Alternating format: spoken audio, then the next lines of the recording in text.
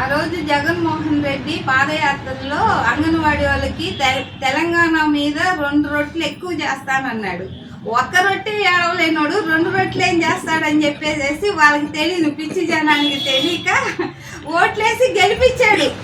ఏదోలే మా జగన్ వస్తే నవరత్నాలు ఇచ్చేస్తారు, ఇంటింటికి నవరత్నాలు పక్కన పెట్టుకోవచ్చు, 2 రొట్టెలు తీసుకెళ్ళి ఇంట్లో పెట్టుకున్న పిల్లలు అందరూ బతికేస్తారని ఈ అంగన్వాడీ టీచర్లు, ఆయాలు, నర్సులు అందరూ వేసినాక వచ్చిన కాడి నుంచి తెలంగాణలో 1 రెట్టు పెంచేశారు. ఇక ఆ రొట్టెకి కూడా ఈయనకి గతి లేదు. ఎలా గతి ఉంటుంది? ఆ అమ్మఒడి, అయ్యవాళ్ళు, తాతవాళ్ళు అని చెప్పేసి ఈయన సగం నింపుకొని సగం ప్రజలకి 100 మందిలో 10 మందికి ఇచ్చి 90 మంది అన్ని ఆయన ఖజానా నింపుకోవడమే సరిపోతుంది. అలాంటిది అంగన్వాడీ వాళ్ళకి ఏం చేస్తారు? ఆ తల్లులకి మా పిచ్చి భ్రమలో ఆయన గెలిపించారు. ఇప్పుడు ఆ భ్రమ ఏందో ఆయనకు తెలిసింది. ఇప్పుడు తెలుగుదేశంలో పెట్టింది చంద్రబాబు నాయుడు గారు. అది అంగన్వాడీ స్కూళ్ళు పెట్టి అంగన్వాడీ పేదలకి ఫుడ్ పెట్టడం, కానీ ఫుడ్లో నాణ్యత లేదు. పురుగులు పెట్టేవి, గుడ్లు మురిగిపోయినాయి.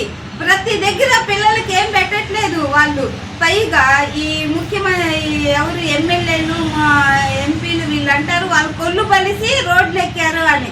అవును, పాపం వీళ్ళు ఇచ్చే 5,000, 6,000 జీతాలకి చంద్రబాబు నాయుడు గారు పెంచారు, 3 రెట్లు పెంచారు. ఆ రోజు 8,000 ఇచ్చారు. ఇస్తే చంద్రబాబు నాయుడు గారిని కాదని వీళ్ళని గెలిచినందుకు అందుకని వీళ్ళకి కొల్లు పలిసింది. ఎందుకంటే వీళ్ళకి చేశారు కదా.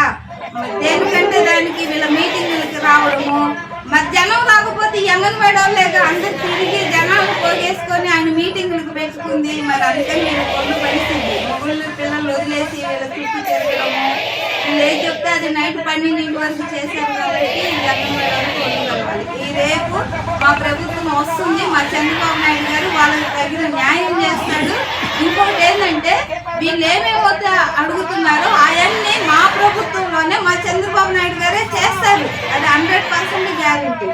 ఈ రోజు ఈ జగన్మోహన్ రెడ్డిని తన్ని మొత్తం టోటల్ ఆంధ్రప్రదేశ్లో 8 లక్షల మంది ఉన్నారు. వీళ్ళు తలుచుకుంటే జగన్మోహన్ రెడ్డి కళ్ళు కిందకి దించుతారు. ఇప్పుడు వరకు కూడా ఆయన ఏదో మనసు మార్చుకొని చేస్తారని ఆశతో చూస్తుంటే వీళ్ళు వచ్చేసేసి ఎవరు సచివాలయం వాళ్ళు వాలంటీర్లు వచ్చి స్కూల్ తీసుకుంటున్నారు.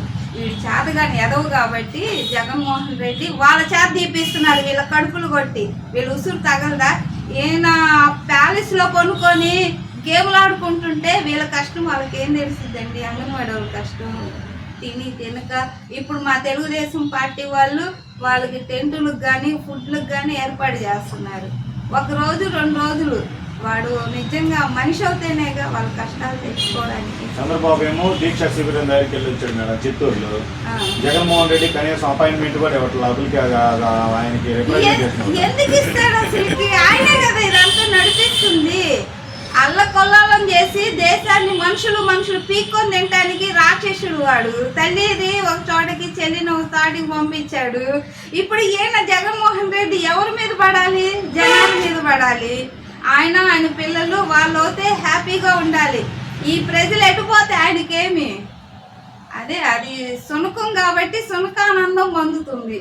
అంటే ప్రస్తుతం జగన్మోహన్ రెడ్డికి తెలియదు, ఆయన మంచోడు, ఈ మంత్రులు మాట్లాడుతున్నారు, ఆయనకి తెలియదు ఏ పాపం ఈ అంగన్వాడీ ధర్నా గురించి పాపం తెలియదు ఏం అంటున్నారు. ఏమండి, ఆ ప్రపంచం మొత్తం ధర్నాలు చేస్తుంటే ఏమన్నా కళ్ళు మూసుకొని కూర్చున్నాడా?